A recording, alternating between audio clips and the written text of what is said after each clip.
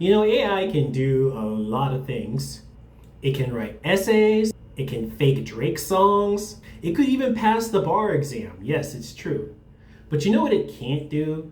Your immigration paperwork for you.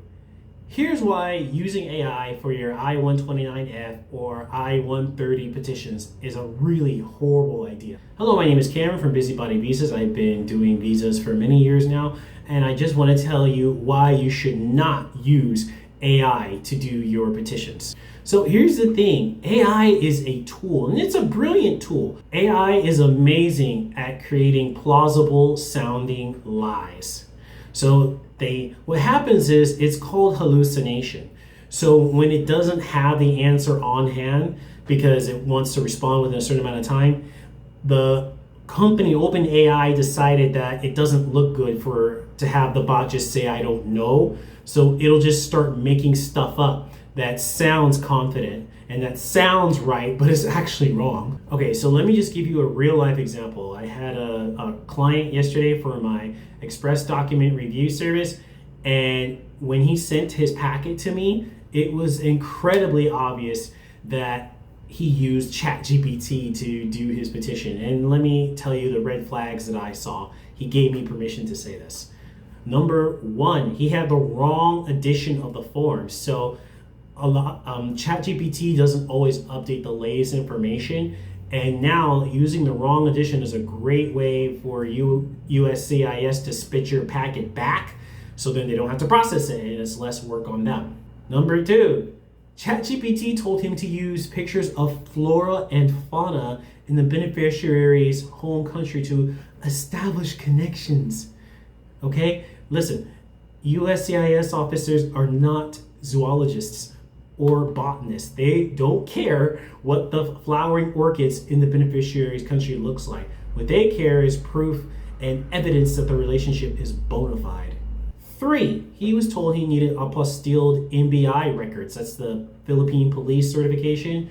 When in fact, you don't need police records at all for the beneficiary at this stage. That's done at the embassy level months and months and months later. The I-129F and the I-130 is more about you. Fourth, and finally, and this would have been an automatic rejection, ChatGPT told him that the fee was still $535 and that he could pay with a check, neither of which is true. USCIS has stopped accepting checks as of October 18th, and the fee is $675. So that was a catastrophic error. And just to hammer the point home, the OpenAI CEO Sam Altman is on record saying that, let's be honest, it's not super reliable. We need to be honest about that. So that's the guy that created ChatGPT is saying that it's not reliable.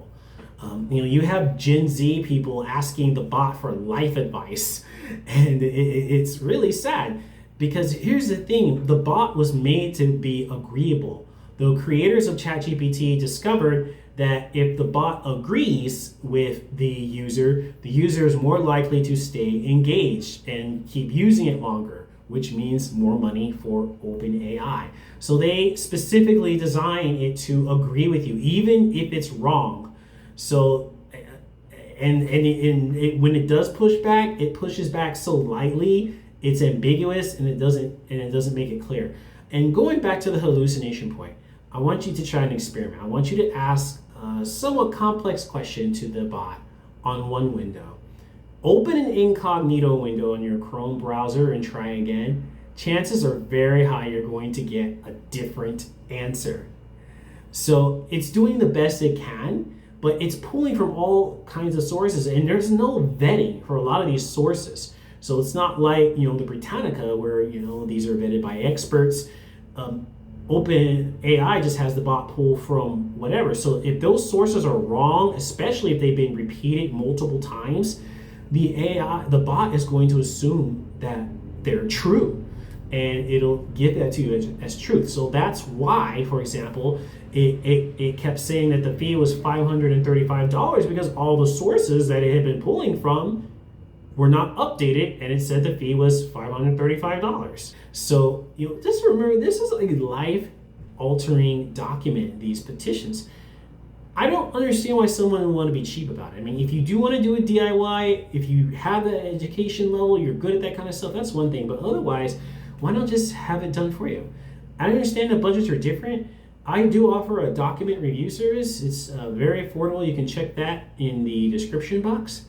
But I will just say that all in all, AI is a double-edged sword. It can be very helpful, but also extremely dangerous. Thank you for watching.